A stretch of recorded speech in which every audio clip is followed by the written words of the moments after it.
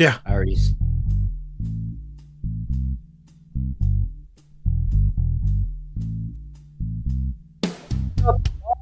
Dr. Paul with Liberty Hill Comics, broadcasting from an undisclosed location in the Texas Hill Country. Please join me in welcoming my co-hosts for the Golden Age of Comics. Guys, Hey, what's guys. up? Hey. I'm pumped. Hey. Like, We got a new really, show. I'm pumped. Like, I was just doing some curls so I'd look good on camera. Okay. Well, we do have a new show for everybody. So this is Welcome. our inaugural Golden Age show. Absolutely. Welcome, guys. Welcome, everyone. We have a lot of people already in the chat, and I'm excited. And you know what? I want to just give my two co-hosts a round of applause. Hey. You guys are great. I love you. I love the chat. You know what? Chat. Chat people. We got a you. bunch of donations in there. Oh, Awesome. nice. Super chats already from Contributors. Phil Criminale and Don Carter. Thank you so much. These guys are sponsoring the next episode. We love you. We appreciate you. While we're talking about much love, Captain Larry, why don't you say hi to everybody? Hey, everybody. It's Captain Larry. Speaking of love, I'd love to see you in the Golden State.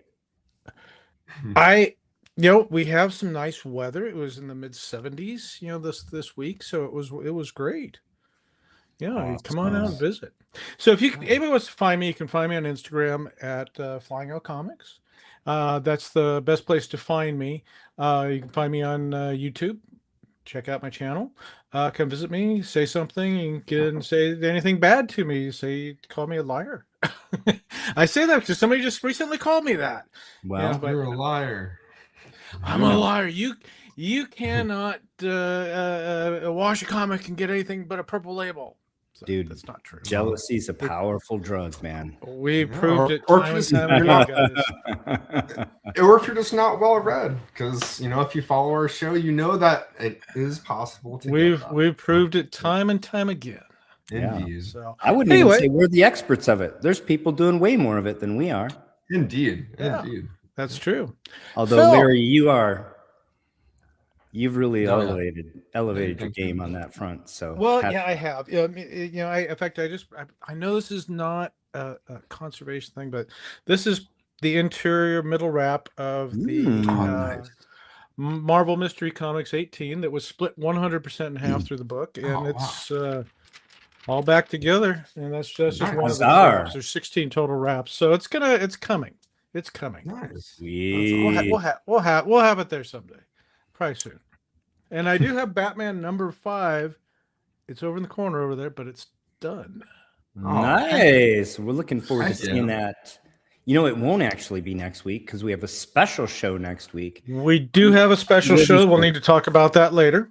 Yep. It will be soon. Phil, he of Phantom Comic Studios. Welcome to the show. Say hi to everybody, please. Hi, everybody. I'm Phil, and I am coming to you live from the border of Brooklyn and Queens here in New York City. However, this is a little different. This isn't the usual comic conservators. This is the Golden Age. And if you didn't know, it's really no secret. I also, I started collecting Golden Age books as a little kid. So even though I'm in my 30s, I know far more than the average person my age. And I'd like to think I'm well constituted to be a co-host on this show as well. So I'm happy to be here talking comics with you. We are glad you're here, sir. And I can also give a little update. If you look beneath my name here, it says Phantom Comic Studios, but that website name has been updated because if you go to phantomcomicstudios.com, it will bring you to the new website. By name, if you search Phantom Restoration, it'll also redirect you to the new name now. So fantastic. Been discussing that for a little while. It's about time. Thank you. Some of those things become a matter of formality, but over time, become an important integral thing that need to get done. So happy to have finally got that done. Happy to be discussing comic books tonight with you fine gentlemen. Absolutely. Thank you, everybody in the chat. Please sound off if you're here watching live. We would like to shout you out. tell us what you're trying to promote. As long as it's on brand and not naughty, we'll shout it out for you. So love to see everybody there. I would like to start by saying thank you again to this show's sponsors, Collecting Chaos, Don Carter, Salesboy Comics, You Plucked My Last Comic, Bingham of Lucan, and Gorilla Monkey 3K. Please give these guys a round of applause and thank them, and check out their channels and support them as well. We appreciate them. They're here That's week right. in and week out. If you are new to the show, that's everybody, because this is a brand new show. This is the golden age of comics. We have been doing a weekly show on comic book conservation, the comic book conservators, for a couple of years now. And we are going to start alternating shows. So this show, the Golden Age of Comics, is going to be every other Sunday, more or less. We took, the Super Bowl Sunday off because people were watching sport ball or something. And, from time to time, we're not available. But for the most part, we're a weekly show here. We do appreciate you showing up. If conservation isn't your thing, but Golden Age Comics is, that's why we created this show. We think that there's potentially a lot wider reach, and it should be more appealing. So with that said, let's say hi to everybody in the chat. Let's see. We got quite a few people in the chat. I guess it's Wildest Sense. Oh, this is my buddy Bill. Welcome, Bill. Bill Field. He of the Comic Book Historians podcast. Bill Field. Okay. And a fellow Texan. Aubrey's here. Welcome, AJ. Good to see you as always. Sales Boy, one of our sponsors. Phil, checking in from Liberty Hill Comics on Sunday night. Thank you. Very kind of you. My buddy Mike is here. Don Carter's here. JCP is here. The professor's here. Check out his channel. Conservation, Experiments in Conservation. Salesboy's here. Check him out. Salesboy Comics. The Space Baby's here. Welcome. Jason, the archivist. I have a slide just for you later, my man. Please correct me if I'm mispronouncing anything. I'm going to say Kekan-san, but who knows? Welcome. He said, fun chatting with Phil at OAX last weekend. Oh, hey. Likewise. Kekan-san, let us know if you got out of Orlando or if you were stuck there. Neuro Comics is here. Mike says, liar, liar, pants on fire, as they say that. Oh, that was it. That was see, for me. Yeah, I failed. You can go ahead if you like. Rick Gomez, Space Baby. I mean, Gorilla Productions 73 is Gorilla Monkey 3K. It is March already. Paul is here. Welcome, Paul Bales. Not always available. Thank you all for joining us. I will say also right now, this is the Golden Age of Comics. I do not claim to be an expert in the Golden Age of Comics. I am a fan and a collector, and I do not think whatever I am here to say is the last word. I'm hoping it's the first word. I'm hoping we can get into a conversation, and I am certain I will be wrong about some things. I would love people to correct me. Probably if it's respectful, it'll be easier to deal with. But even if it's not respectful, I'd rather be corrected than not, so that the record is correct. That's important to me. So many of you have vast knowledge in Golden Age comics, more than I do. And I would love for you to be active in the chat, to correct us when we're wrong, and to add to the conversation. We're hoping this will be a very interactive show. Sorry, Larry. My camera here. No, that's okay. I apologize. The mic is yours. Just my camera. Thanks. No. Well, I was going to say, Dr. Paul, you probably are one of the most knowledgeable people about Golden Age that I know of, especially when it comes to the early DC characters, for certain.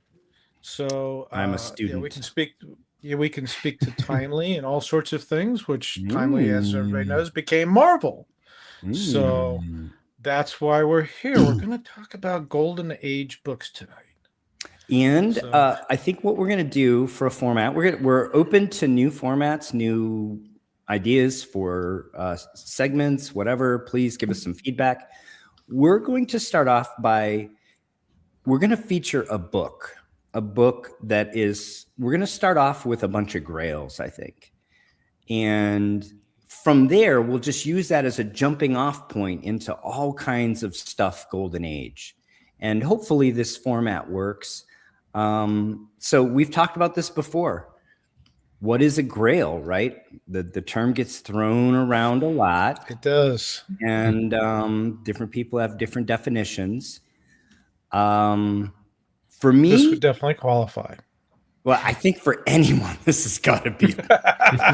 There's no doubt about this particular book. This is Captain America Comics #1 in 9.4. It's the San Francisco copy. If you don't know what that means, we're going to cover that more in the B block. But here in the A block, we're going to talk about this book, its significance in the Golden Age, other books. And like I said, we're going to use it as a jumping off point. This, for me, again, is a very significant book. One of the most significant comic books ever published, in my opinion. And as I said, I'm really jacked to talk about it. So hopefully we'll have some interaction. Every few slides, I have some questions that are intended to stimulate some conversation between me and the co-host and hopefully the chat. So let's go. Heck yeah. The Golden Age 7-figure club. I did not coin this. I think CGC's been calling them the 7-figure club for a while. I did put the $sign there, so I'm taking credit for that.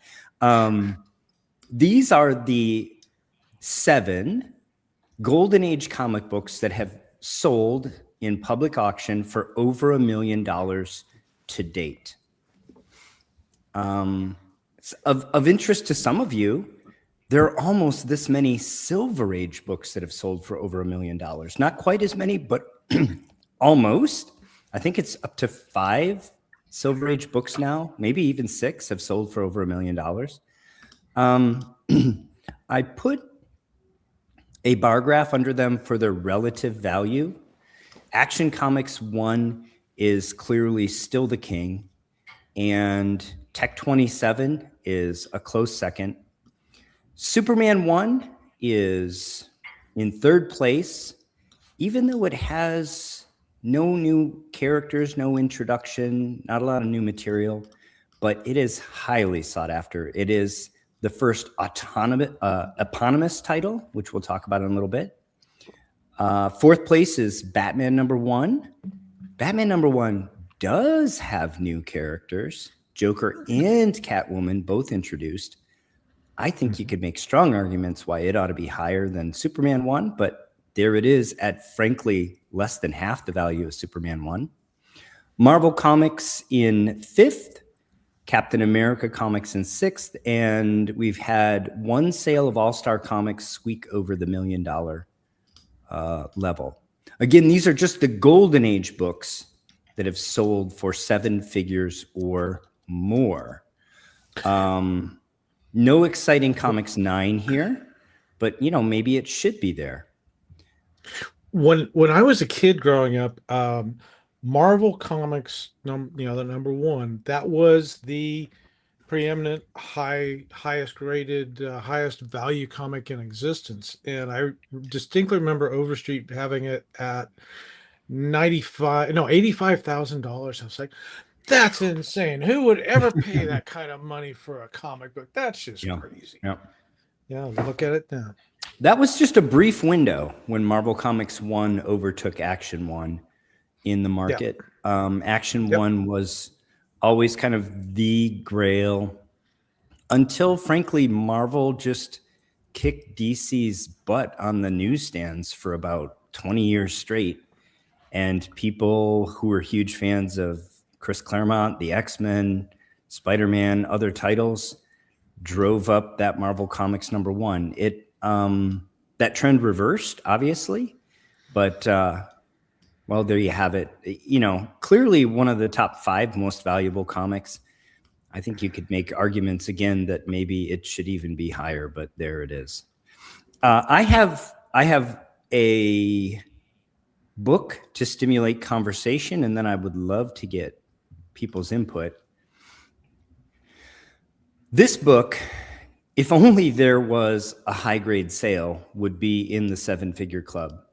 So All American Comics number 16, obviously first appearance of Green Lantern. The problem with this book is it is so damn rare, especially in high grade, that it just hasn't sold in the modern era. There's a singular 9.4. As far as I know, it's never changed hands publicly. There's a singular 8.0, last sold back in 2013, and a singular 7.0. Again, no public sales record. A lot of these things are just sitting in private collections. Yeah, clearly if the 9.4 came to auction, I think clearly it's a $1 million book. What do you guys think? And what other book should be or will be in the 7-figure club very soon? Opening this up to my co-hosts and obviously the chat. Well, I'm not exactly sure what should be there, but I was just thinking about this particular book. I mean, what we're talking about is rarity, and that is something that drives these prices, skyrocket. Look how many action ones, Superman ones are out there. There's I wouldn't say there's a ton of them. There's more than this book. Yep. This book is the rarity of this book is what would drive it into the 7-figure range. And that's something we look at as investors, because really we are investing in these books for their future, and we're looking at values. And when it comes to that, for me personally, I look at how rare is this book? How many are there on the census? And we've talked about this before, you may wait decades for it to show up for another one if you miss a chance to buy one. So that is another thing that drives these prices. Absolutely. So, yeah. I noticed I pulled from the safety deposit box my copy of one of the 7 from the 7-figure club. Yep. Is yours It'll go back to the safety deposit box tomorrow morning. Is it? It is a 9.0, Larry. Oh, that's a pricey book there, sir. Restored. Indeed. Restored or not, it's still a pricey book, good sir. Well, there's still asset allocation. Mrs. Cosden may disappear one day, and you're with your book. And well, don't tell her. Let's see. I think we have only facetious offers here. Green Llama number 1 or Dollman number 1, says my buddy Mike. And we don't talk Batman about 1 first print. We're not going to talk about that. Well, I am sure there will be further books entered into the 7-figure club from the Golden Age at some point. I think so too. Whether or not this will be the next one, again, I kind of doubt just because of the scarcity. But when that 9.4 sells, that certainly will be a 7-figure book. The 8.0 might be, frankly. Eponymous titles. So in the Golden Age, most of the comic books published were anthologies. They had multiple stories loosely collected around a theme. Action Comics is an example of that. As they were anthologies and had multiple characters with multiple stories, multiple creators, there were many stories inside the book that did not get on the cover. There are many Golden Age first appearances that don't coincide with the first cover appearance. When lightning strikes and you get this combination of a significant hero with the first appearance being also the first cover appearance, you get extra demand in the marketplace. Action Comics #1 came out June 1938. And at this point, there were no single title comic books, certainly not of the superhero type format. And it took 1 year over at National for Action Comics #1 to beget Superman #1. And notice Superman, the #1 isn't even on the cover here. Did they even intend it to be an ongoing, or did they just take some action stories and staple them together and say, we can put this back out with nothing but Superman stories and make some extra money? And then it sold so well that, Superman 2 was right down the pike.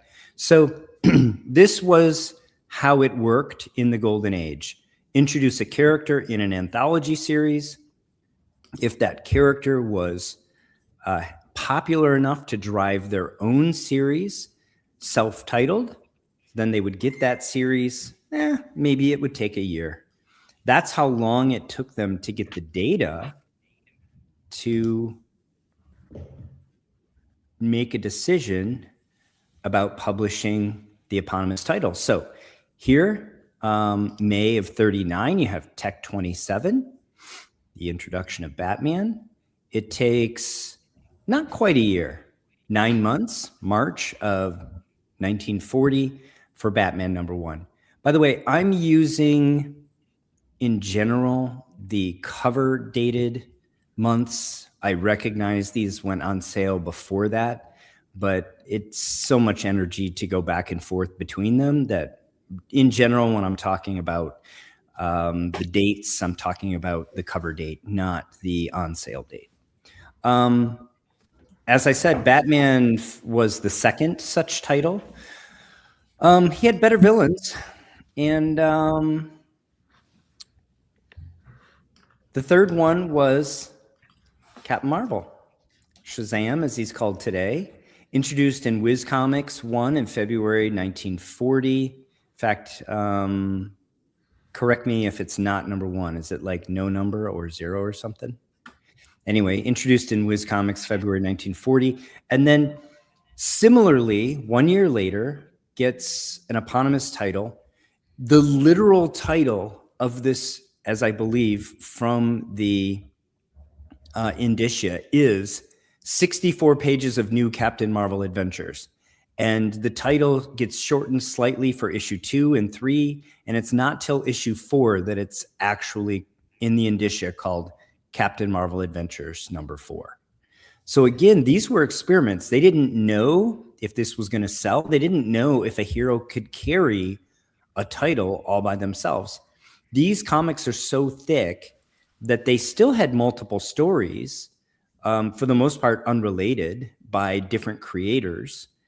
And they just didn't know if kids would plunk down a dime for less variety, for the concentrated just of one hero. Turns out it was very popular, and pretty quickly, Flash got his own. Now, his solo title is not exactly eponymous. It should be Flash Comics, but they already had Flash Comics, so it's all Flash Quarterly. Also note, at this point in time, this is super early days Golden Age. DC is not yet one integrated company. It's actually 3 companies at this point. It's Detective Comics, it's National Comics, and it's American Comics. And they very quickly started co-marketing together, but it is of interest to me that when we look at these, they're not all from the same company, but they're doing very similar things. Flash is at American Comics, as is Green Lantern, and the other 2 were National and Detective. So you have all 3 of the arms that would eventually become DC represented here in terms of the introduction of a hero in their anthology title, in this case, All American 16 with Green Lantern, July of 1940. It takes here a little bit longer than a year for them to be convinced that Green Lantern should get his own title. September of 1941. The eponymous titles, by the way, also tended to be bi-monthly or even quarterly, as you saw with All Flash. So when you look at the Golden Age, by the time the Golden Age is over, All American Comics has over 100 issues published. But Green Lantern only has a little over 40 issues published. So they tended to be every other month, or as I said, quarterly, whereas the anthology would only have just one story for Green Lantern in it, but it would be published every single month. You know what? I never do this, but can I do a mail call just since we're live and I haven't opened this box? It'd be pretty funny if you go back the last slide, the book that's in this box. I'll be happy to do that. In fact, while you're opening that, let's check out the chat. Yeah, because we get a couple of people, and then we get Philip Criminali, who just mentioned that there is an error variant of Batman #1. Oh yeah, it's missing a dot. It's missing a dot. Yeah, I had a choice actually for this slide. You know, I could have used the dot, no dot, or the dot, and I chose to use the no dot no. Interesting. Absolutely. So, since this was you want full screen, let's go full screen. Let's go full screen. All right. Bum, bum, bum, bum, bum, bum, bum, bum. It is a Green Lantern #1. Ooh. Nice. I recognize this book. This book used to be in a purple label. Indeed. This was a favored restoration removal without, destroying the integrity of the book. And I mean, the equity bump on this is tremendous, really. And it just, what a sweet book. Just wanted to show that. I figured it was in the box right over there anyway, and it was on screen. So why not show it? Nice work there, Phil. That's the only issue of Green Lantern's eponymous title that does not have Doiby Dickles on the cover. Yeah. It's also the only one featured in O'Brien's The Golden Age of Comics. Love that book. Really tough black cover too. So really, yeah. You know, when I cracked that out for restoration removal, you anticipate some kid taking a marker and hitting all over the place.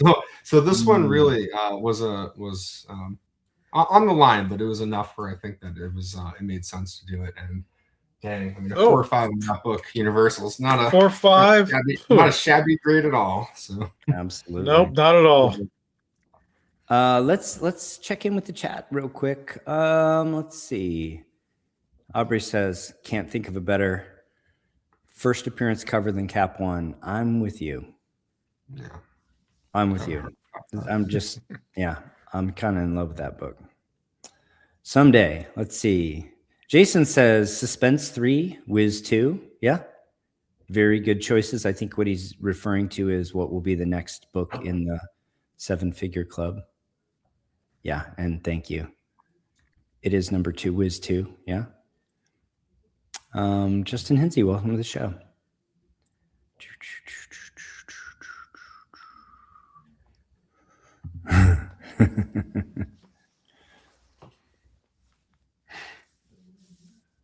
All right. What else we got here? Well, what we have here is a break from the pattern. We have Wonder Woman introduced in All-Star Comics number 8, December 41. Practically the next month, literally the next month, January of 42, you have Sensation Comics number 1, where they reprint the origin and add just a little bit more material. This is an anthology. All-Star Comics, not an anthology. And then in July of 42, so a year and a half later, Wonder Woman gets her own self-title in the summer. She breaks the mold. So, question. What is your favorite Golden Age eponymous title, and why is it Archie, Jason? Please let us know.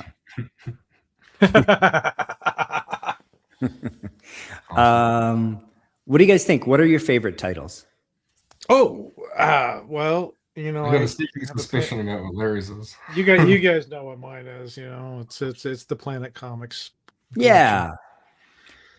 But here I was going for the theme. What is your favorite I know. Golden Age eponymous title? So I didn't show all of them, obviously. No. Cap has got to be up there, right?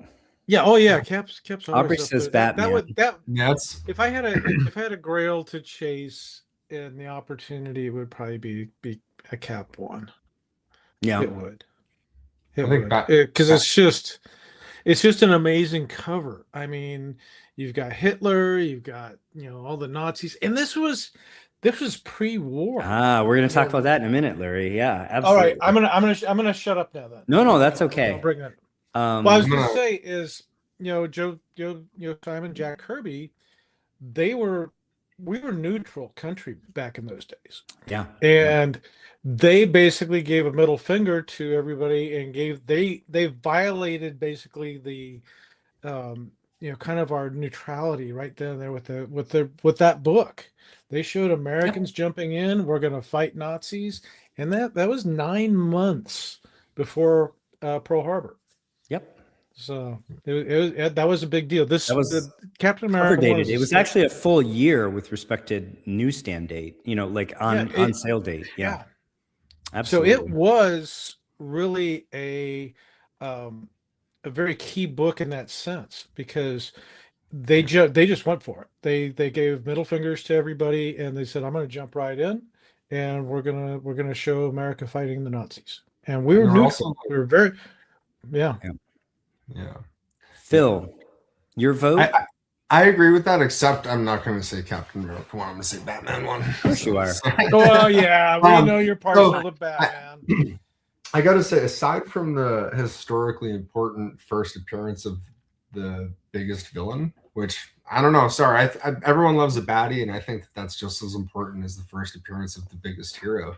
So I think Batman 1 to this day is still underrated personally, but I think I picked the title simply because the cover to Batman 15 is just so badass.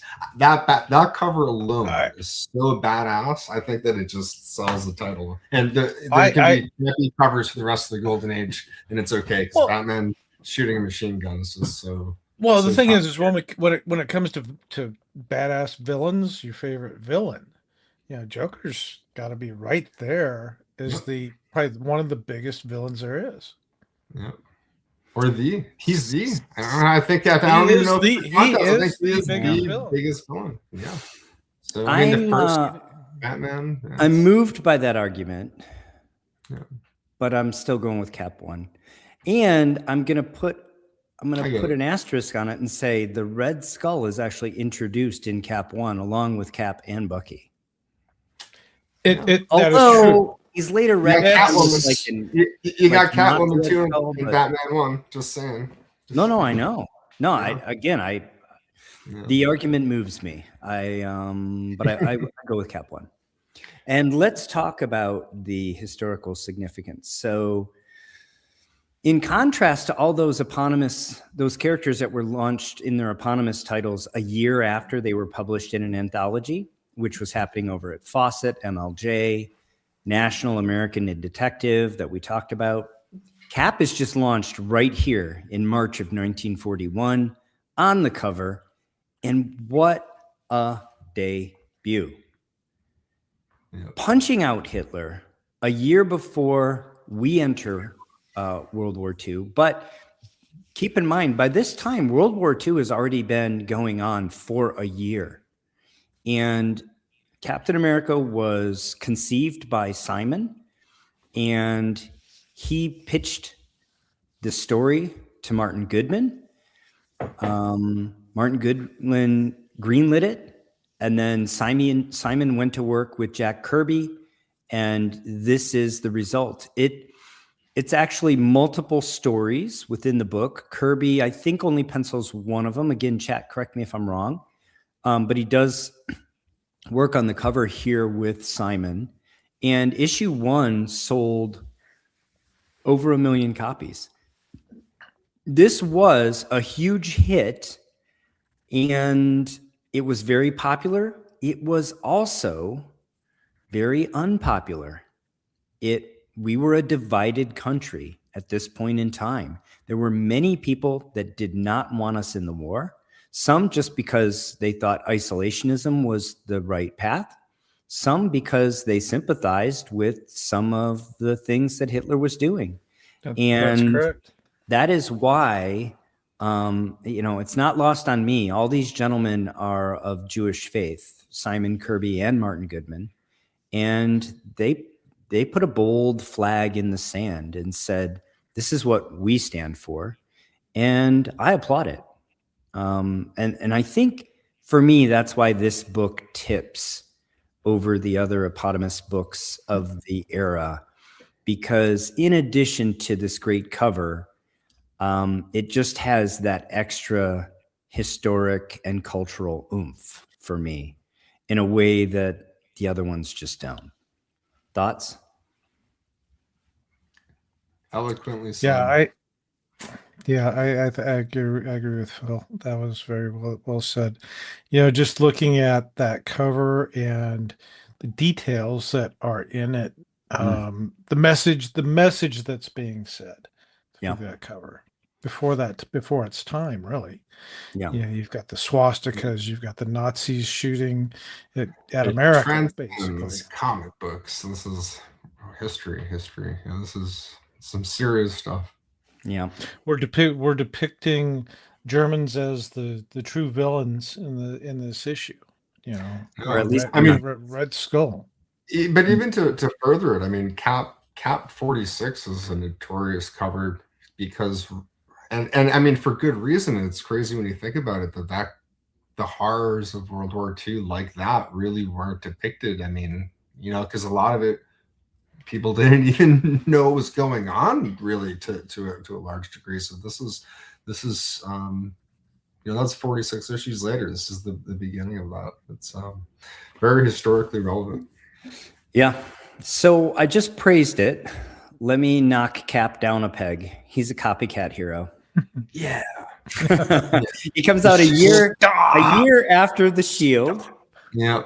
And because of that, he only has this great patriotic shield for one issue, because MLJ, which eventually becomes Archie Comics, the owners of The Shield, who predates Captain America by a year, threatened Martin Goodman.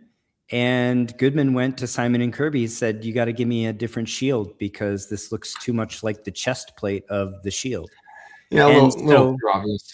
Starting in issue number 2, we have a round shield that obviously became iconic. The other thing of note here, Simon and Kirby only produced 10 issues of Captain America comics before moving on. They end up at DC. They have a long run on Sandman. They do lots of other things, but their run here is only 10 issues, the first 10 issues of Captain America comics. And Simon and Kirby literally received death threats over their depiction of Captain America socking out Hitler here.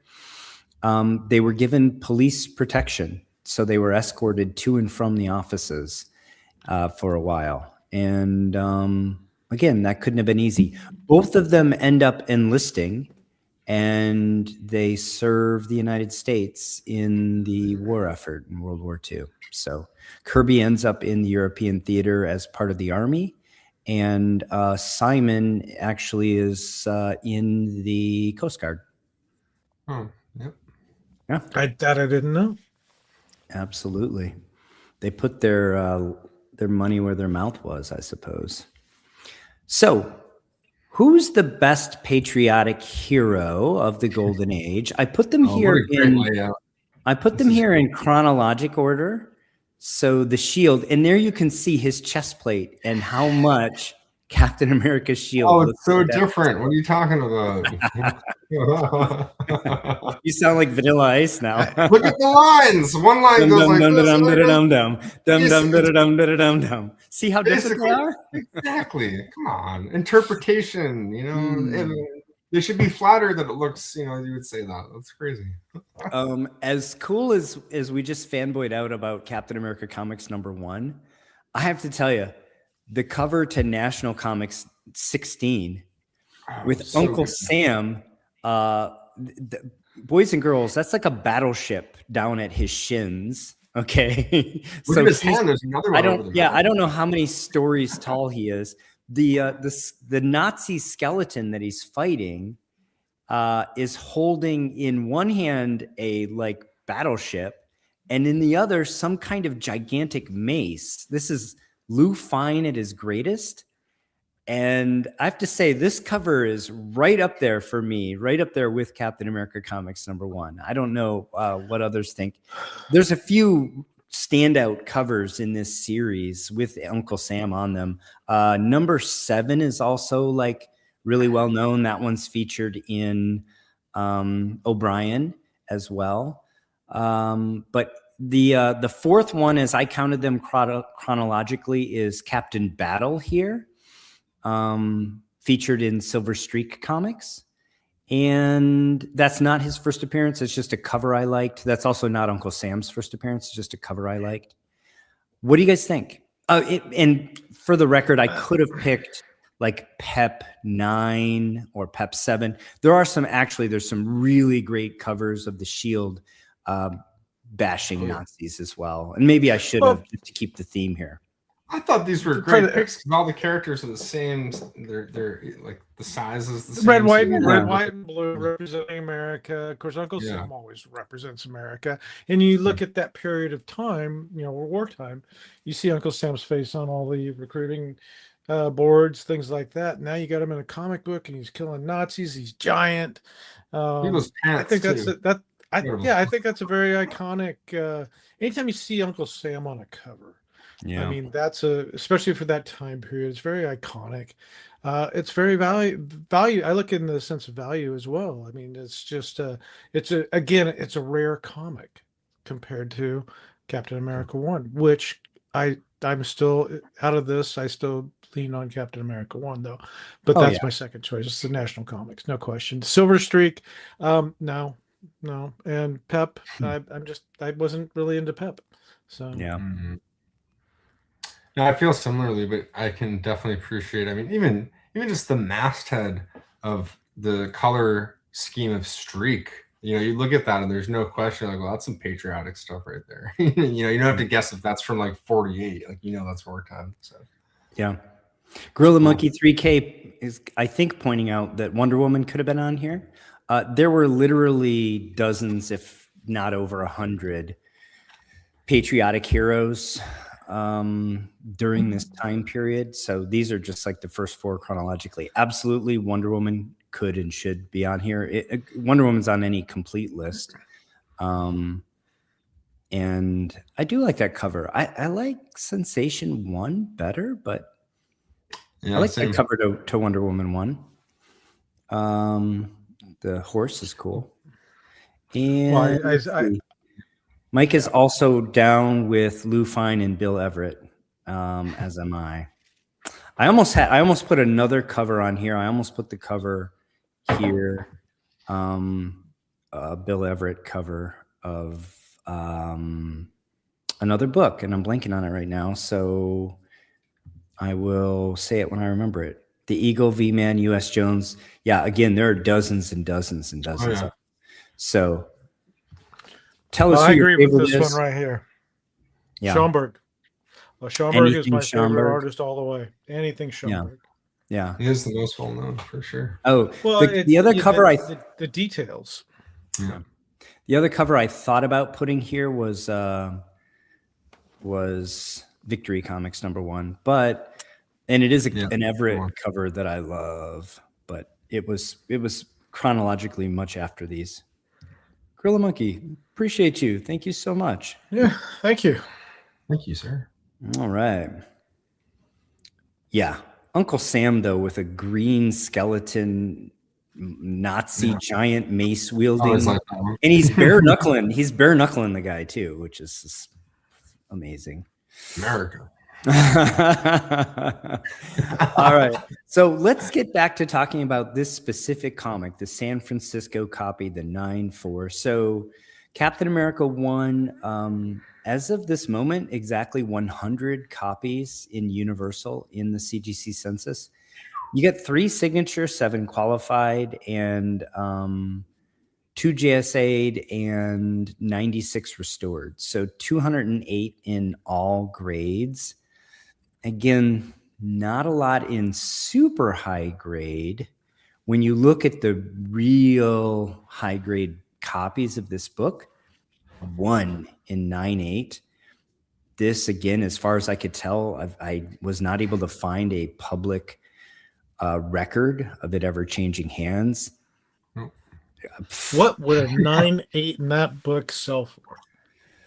Well, that's a question that I save for the end. I'm going to reprompt that question after we talk about what this book sold for.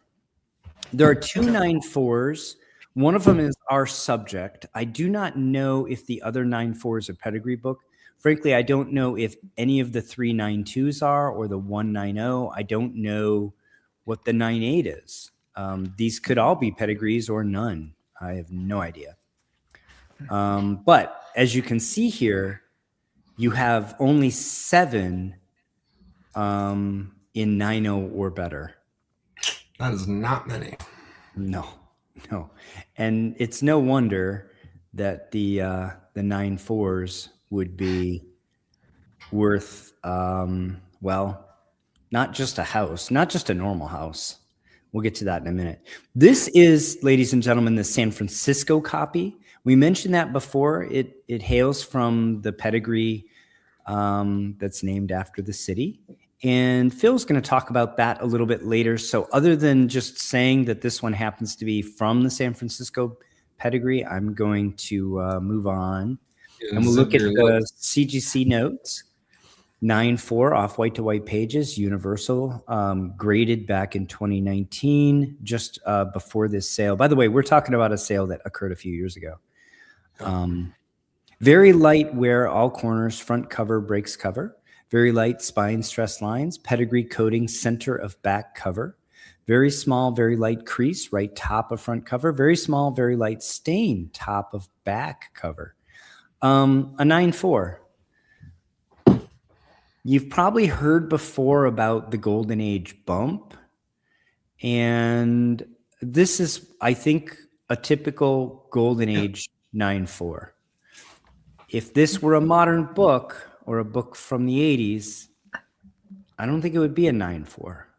But no, it's a Golden Age book, and it's a 9.4. It's a 9.4 all day, I think. Yeah. And I don't see the possibility of this being bumped at any point. I mean, I guess not even a lot holding it back, too. I mean, when we say bump, too, it's not like the grade difference would be drastic. That's really just the difference between one grade difference. So it's not absolutely.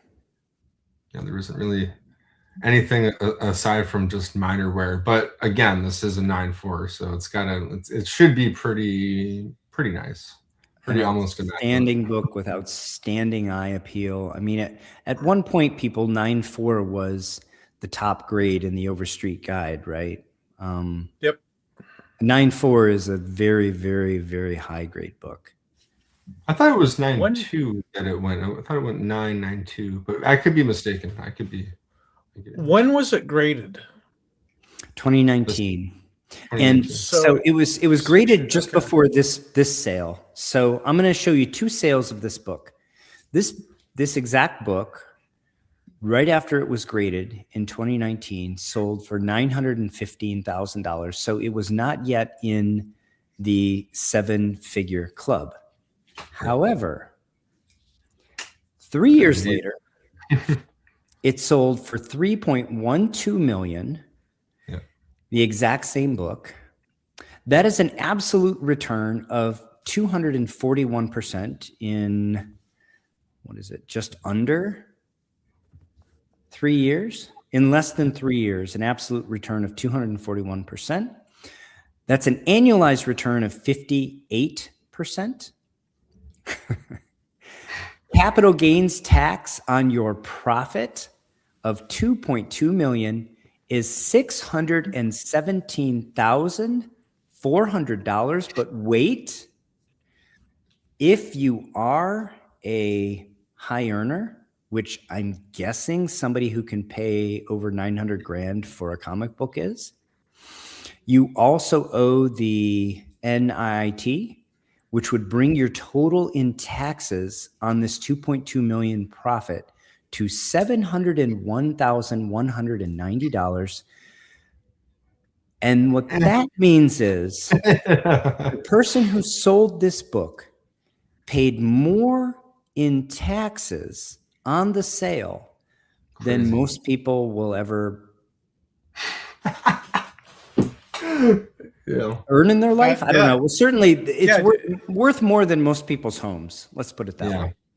Yeah, I was going to say, you're looking at the cost of a home just in taxes. A California home. Yeah. Isn't that great? And this isn't even the 9.8. No, this isn't the 9.8. It's just the nicest one you can. This is one of the 9.4s. If that 9.8 ever came to market, wow, what would it get? All right. Well, I have two questions for you. So note that this sale was in 2022. COVID. So I have two questions for my co-host and for the chat. Yeah. If this book came to market today, what would it hammer at? Would it be more than the 3 million or less? Oh, much more. Yeah. Oh yeah. No question in my mind. I think it's interesting. If you want to go to the Heritage Archives, I would bet some amount of money that there is another.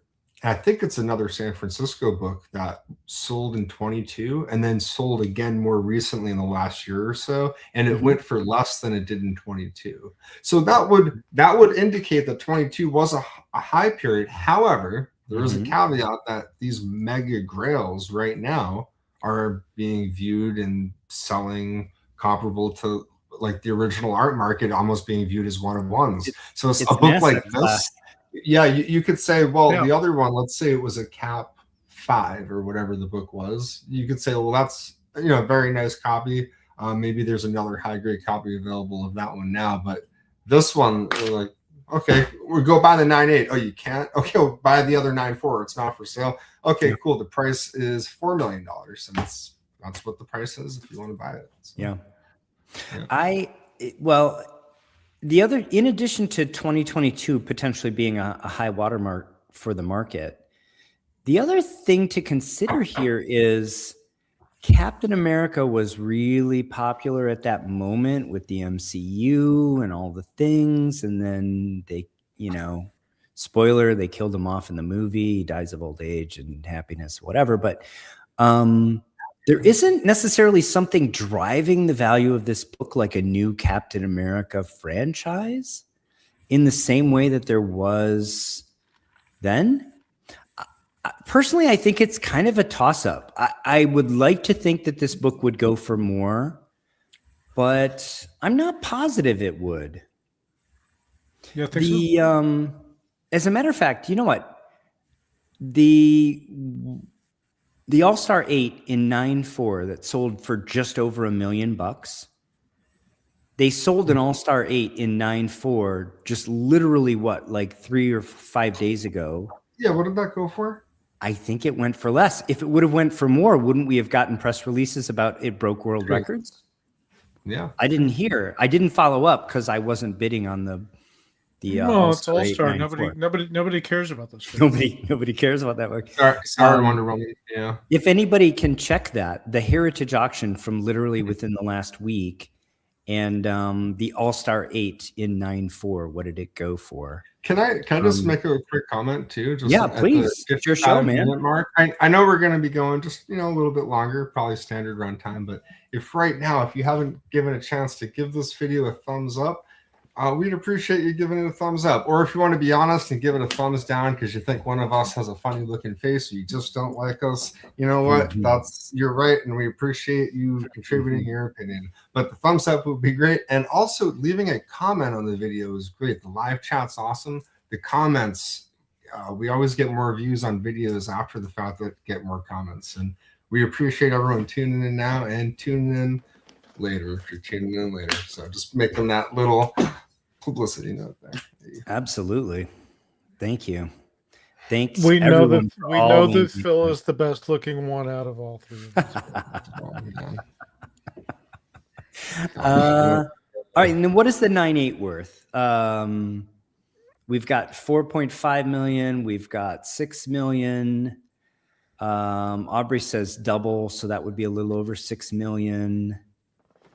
6 million is actually the number I'm thinking in my head for 9.8. Yeah. It's up there. Certainly. Yeah, I think so. Yeah. 9.8 is worth 8 mils, says the professor, Peter Alachi. All right. That wraps up my content for this book, Variance Fault. Welcome to the show. Glad to have you here. Jimmy Crableg says, drop the link so I can come on the show. I don't know if that's consensual, Jimmy. The All-Star 894 went for 1.342. So that is slightly more than it went for last time, if I'm remembering correctly, Paul. They probably have just in that link just below there, it'll show you the history. I think it was 1.2 change last time. So that's a good result. That would be a new record for All-Star 8. So, there's so many records they can't keep up. Yeah, and that would probably lend itself toward the folks that think that this book would sell for more than the 3 and change that it did last time. I would tend to agree with that. Yeah. That is better returns than the S&P. At least this book was.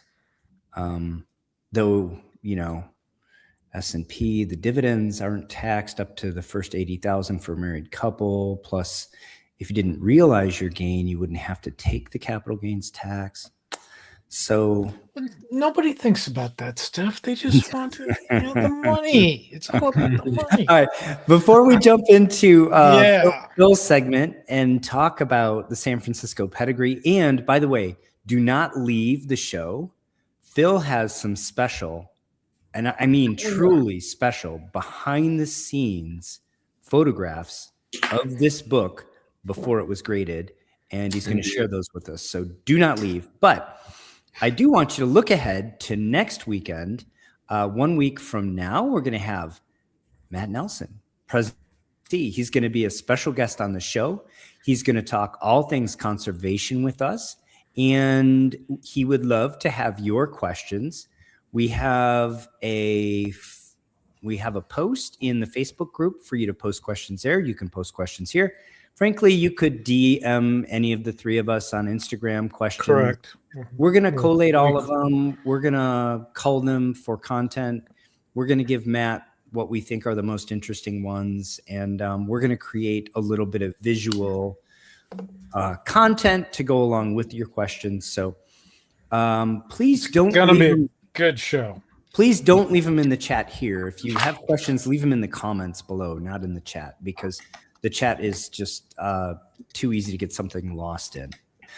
So again, 1 week from today, please join us. I'm super looking forward to it. We're going to have a lot of fun with Matt. It's going to be a great show. Matt's going to be on the channel quarterly. So he's going to do this. And then in approximately 3 months, we're going to have him on this show, the Golden Age show. And we're going to be talking pedigrees with him. So I don't think there's anybody on the planet that knows more about pedigrees than Matt Nelson. He's really, that's his obsession these days. And he's writing a book on the subject, and he's been researching it for like close to a decade. So anyway, that's our last programming note. And so please, everybody, put your questions together for us. Don't wait to the last minute to ask them during the show or during the chat. We want to give Matt a chance to collate his answers for the collated questions. So please send them in as soon as you can. Absolutely. We appreciate it. So We have segment 2. Like I said, stick around. It's not going to be super long, but it is going to be very significant.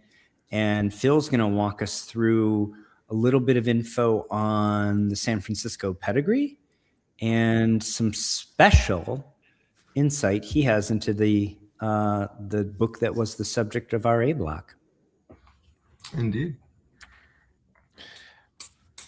All right, Phil, you take the screen. Well, I guess I'll add this to the stage. Boom! Here we go. Let's talk some pedigrees, everybody. This is, and you know what? I'm just going to start right out. There's one.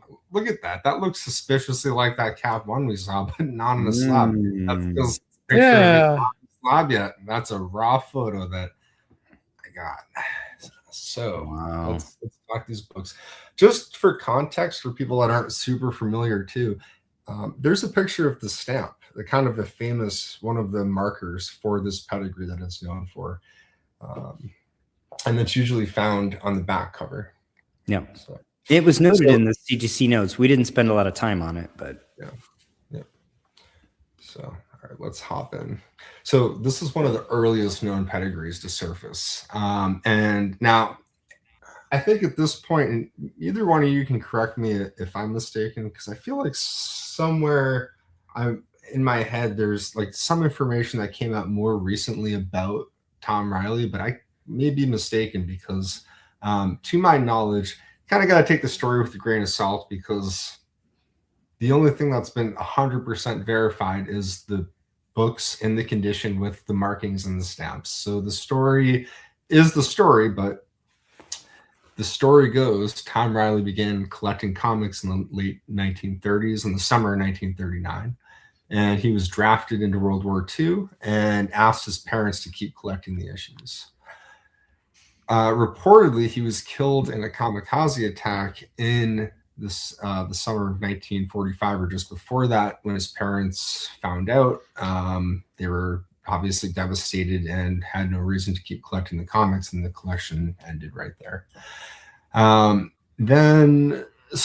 the collection goes from the summer of 1939 to the summer of 1945. The books have the telltale stamp. There's another picture of it there. And then on the front cover, there will oftentimes be pencil markings with a capital letter G, and then maybe a date marking or a date stamp. But the most prevalent marking really is the stamp on the back cover.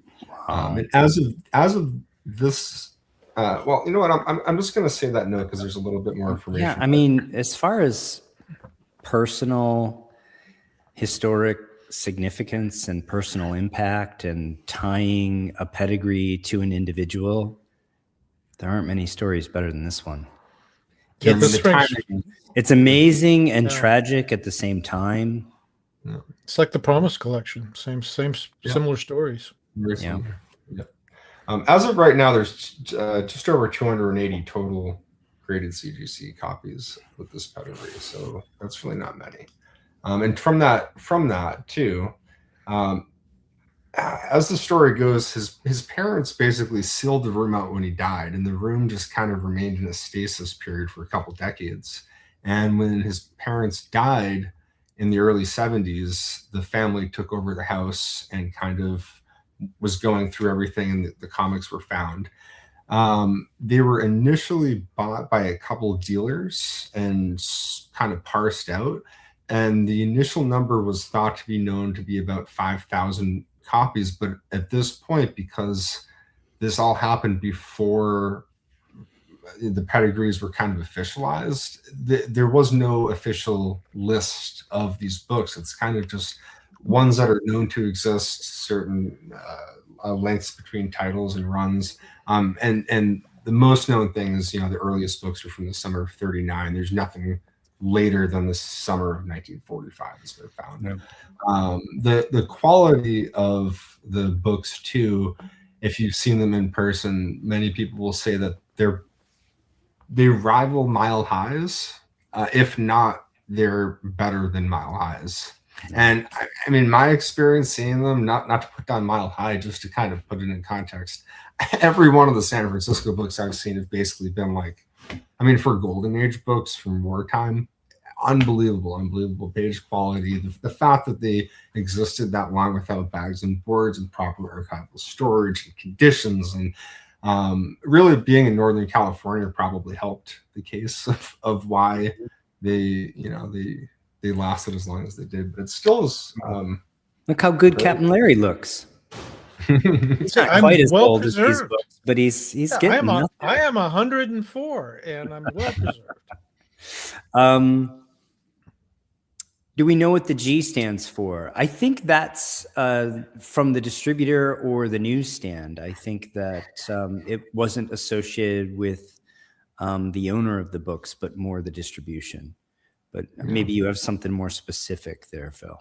It could be the way that they cataloged the books that they were putting aside for the parents, and then they're picking up the issues. But I can't say that. That's only because it was consistent across all of them. So right. It could also just be from the distributor, and all of them, got the G's. Right. So they got them from the same newsstand. Yeah. I'm just trying to picture this. The parents with this room, they buy the books for the son.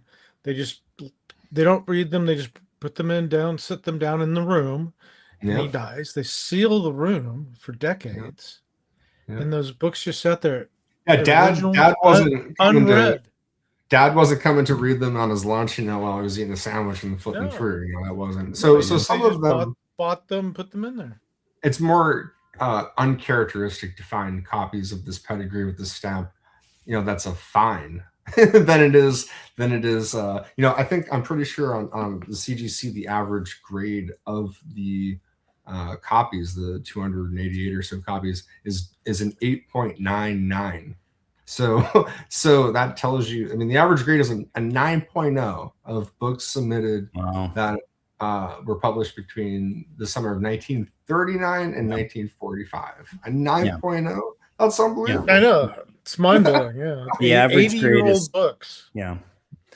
There are not many pedigrees better than this one in terms of average grade of the books that have been slabbed to date.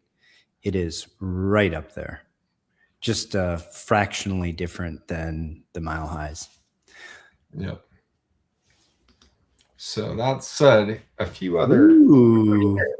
Let's look at a few other ones that are kind of pretty and sold in the last 5 years. So here's a nice Submariner #1 published in 1941, and at arm's length, I don't see anything wrong with this. It's an 8.5, but I'm so blinded by the colors that I can't see defects. Well, the Cap 1, most of the damage was right on the spine, and presumably these were stacked, and the spines were exposed. So the spines have, the sort of surface of the paper looks amazing, but the spines are where the grade is limited on these. Yeah. Those yellow covers are just really hard to find in such good shape too. Wow, what a beauty! Well, this is a Schomburg. You wanted a Schomburg, and you got it. Yeah, that's one right there. I'd like to have that book. We're trying to count all his soldiers. I don't think he could have packed one more in there. No, and for the record, here's another eponymous book that I could have covered. I just didn't get around to it. The costume that he has there didn't really fit the theme of the other heroes. No offense to his. It's also a little bit off-brand because it's the Submariner and the Angel, or also the Angel. I'm not sure what the title is on the indicia. I think it's just Submariner, but but it's very typical Schomburg where you have such a busy cover. Oh yeah. The details that go into a Schomburg cover, you can always spot one. Because even you can zoom in on the smallest section. He paid attention to every little detail. It must take him a long time to make these covers. I just can't imagine. Yeah. Here's another one. Ooh. That's one of my favorites. This is by, I believe, an artist by the name of Irv Novick. Yeah, that's Irv Novick. And this is if you don't know it, well, you're not going to forget it now, because this is a classic cover from World War II. That truly, when it comes up for sale, It doesn't go for a shabby price. This was 10 years ago. 10 years ago, this went for just under 60. So imagine what this would go for now. Impossible in high grade. I mean, when you see this, it's usually a VG, mid grade. Yeah, and even then, you don't see them. Yeah, and then secondary too, the colors too. I mean, these the colors on this copy. what an amazing book. Mm. Only one of this is an anthology, of course. Only one story in this book that Jason's interested in. And it ain't the Shield. And it ain't the Hangman. I mean, you got bondage, skulls, hypodermic needle, wartime, superhero. I mean, bang, bang. Really, you're starting to get up there. This just needed like a bat flying in and one or two other things that could rival a Suspense 3. I mean, this cover's got. I mean, this is the Hangman, right? Doesn't he? Does he die in the next issue or the issue after that? That was I didn't know that he died. That's sad. His demise is very, very soon after this. Yeah. And of course, sorry, I gotta do another blinding. If you were looking at your screen, I'm sorry I didn't give you a heads up first because you're also blinded by the reds on this. Look at that. It's just my god. One of the so I love the Zeppelin cover. Really, I mean that's one of my favorites. But the super plane here is also just a piece. This is a piece of art by Alex Schonberger. It's incredible. It's an incredible cover and an incredible grade. Yeah. Yeah, the grade. I mean, this pedigree is just stacked with insane books. Wow. So I have not read most of them, Gorilla Monkey. I've read some of them. I find them difficult to read, but not difficult to look at. The art is insane. So enjoy the pictures more than the text for me. But but the pictures might just be enough. I mean, look at this. The Marvel mysteries usually have about 5 really nice splash pages when you're flipping through that just have images where you're like, they could have made this the cover. They could have made this the cover. What if they made this one? It would have gone for, and it's some of these really. It's a good thing people don't open them up because they parse the books out, and we have incomplete copies of books going around with pieces of the insides we're looking at. AJ, hopefully you'll share that with us at some point. He says he has an Irv Novick original art of the Joker. You should have him on the show. Yeah, that'd be great. It's always welcome. An incredible that's one thing. It's like I'm started dabbling in the Marvel mystery comics, as you guys know, and they're so expensive, even in bad shape to acquire. I mean, I pay a lot of money for crappy looking books that I'm treating. You know. Yeah, DC's a lot easier in that regard. Even like really high grade DCs. Who cares about DC stuff? So true. Hey, those entry level DCs that were $300 to $500 are now $1,000. So it's like, who's laughing? Yeah. Who's laughing now? Some of those books. Yeah, I'll stick with the Marvels, you know. Yeah. So, all right, let's jump into. So, all right. So here's the reason that I even have pictures of this book. So back in this would have been early 2019. I'm on eBay and I find this gentleman that's selling some books, and I start talking with him and I sell a few books for him off of eBay. Then he tells me I got a really big book, and I was like, oh, that sounds cool. And he's kind of leading on a little bit, and I think it's a Batman one at first, and then it comes out, no, it's a different book. And he sends me these photos on a CD, I believe. I had to go and get them from a CD and get them through a flash drive and get them on my computer. It's very old school, very, the guy was in California.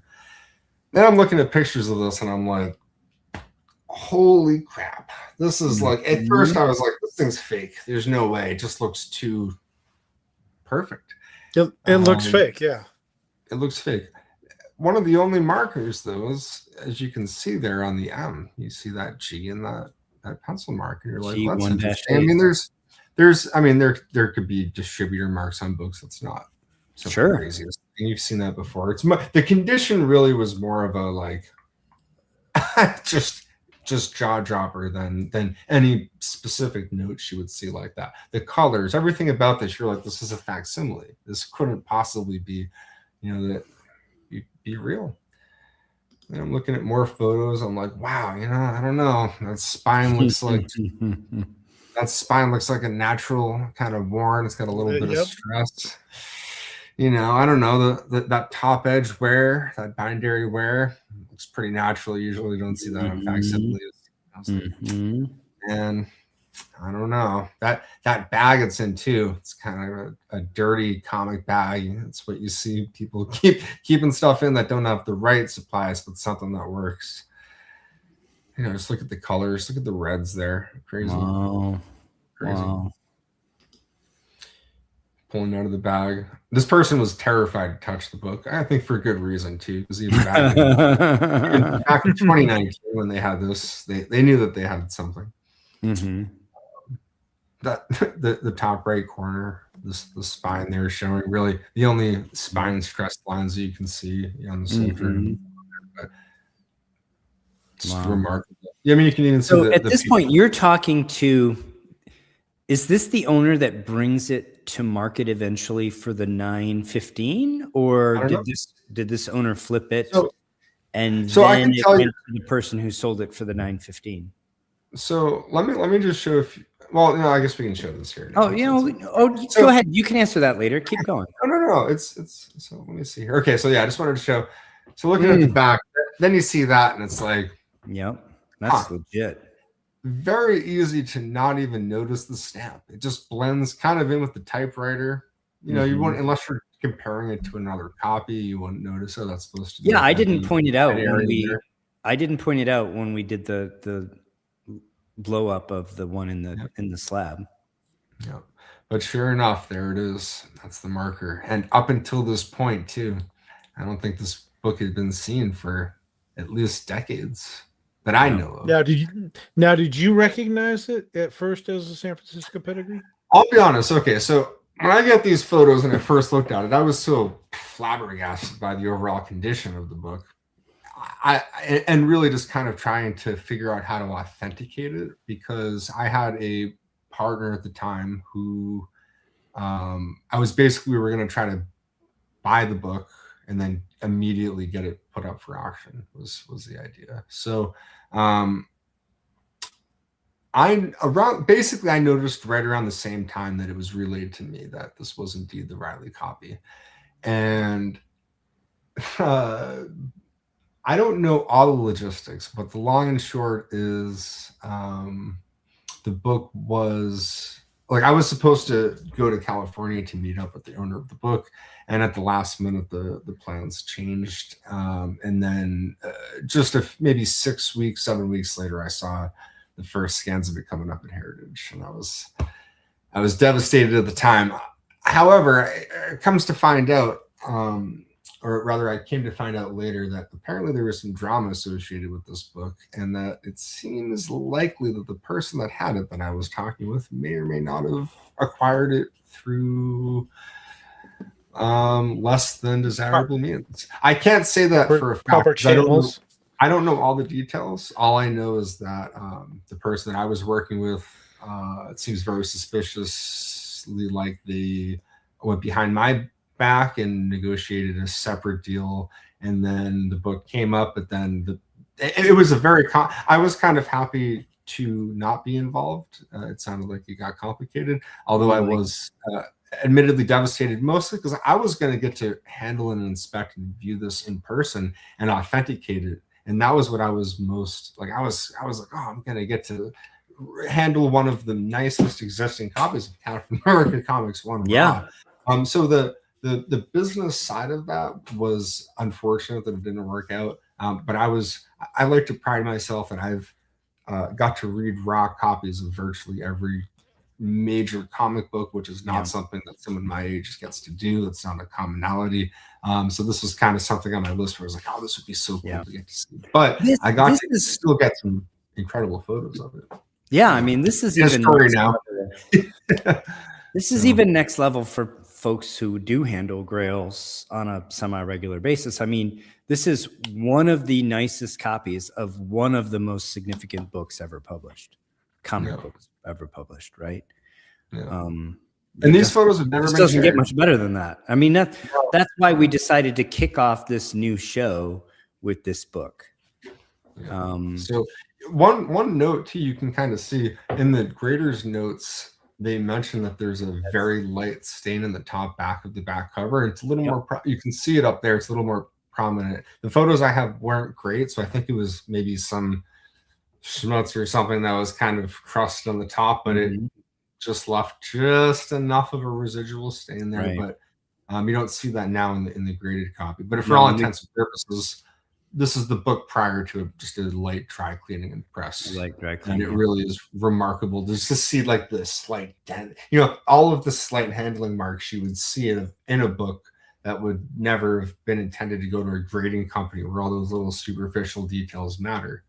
So kind of a cool little insight here. And now at the time, it took me a while to kind of, even look at, I remember when I got the Heritage catalog where I saw it up, I was like, I don't even want to look. That book makes me sick. And now I look at it and I'm like, you know what? It's kind of cool. I got raw pictures of that book on my desktop. I can look at that. And you dodge some potential legal drama. And good for you. Yeah. Thanks for hanging out, Justin. Appreciate you. Take care. Thanks, Justin. That's amazing. That's truly amazing. Yeah. Cool book. I think let me see. No, that's all of them. So that's what we got. Yeah. That's cool. Guys and gals, go check out Collecting Chaos. Lead casting on Pinocchio. Oh, nice. Always fun. Gorilla Monkey says, Phil's living the dream, touching historical artifacts. I'm very fortunate. Yeah. Speaking of our good fortune, this is the time on the show when we usually talk about how full of gratitude we are for the opportunity to share some time with you on Sunday evening, for everybody that dropped by, for the sponsors of this show. They are, once again, Collecting Chaos, Don Carter, Salesboy Comics, You Plucked My Last Comic, Bingham of Lucan, and Gorilla Monkey 3K. And next episode sponsors, Phil Criminale, Don Carter, Gorilla Monkey 3K, and Collecting Chaos. Thank you all so much. Thank you all for joining us. This new endeavor, our new show. Tell us what you liked about it. Tell us what you didn't like about it. Give us your ideas for future episodes. We hope to have... Leave a comment. Please. Absolutely. We hope to have lots of different guests on this show, so we'll start lining them up. And we appreciate all of the feedback, good, bad, and otherwise. Come see us next Sunday. That's going to be an amazing show with our special guest, Matt Nelson, president of CGC. He will answer your questions. It's going to be fun and informative. And Matt said he would answer no holds barred questions. That said, yes, he did. I'm going to be culling for interesting questions. So, I'm sure Matt would be willing to answer anything, but I'm not sure all of it would make for great content. He's excited to be coming on. We're excited to have him on, and we hope you're excited to tune in. And we really thank all you guys, because without you guys, we're just a couple guys talking comics and working on them. But with you guys, we're kind of a community, and we appreciate you guys so much. Absolutely. Yeah, we do. You guys make the show for us, so we appreciate you. Couldn't have asked for a better couple of co-hosts and a better chat and viewers for our inaugural show. We thank you so much. And with that, I will say until next time, take care of one another. See you later, everybody.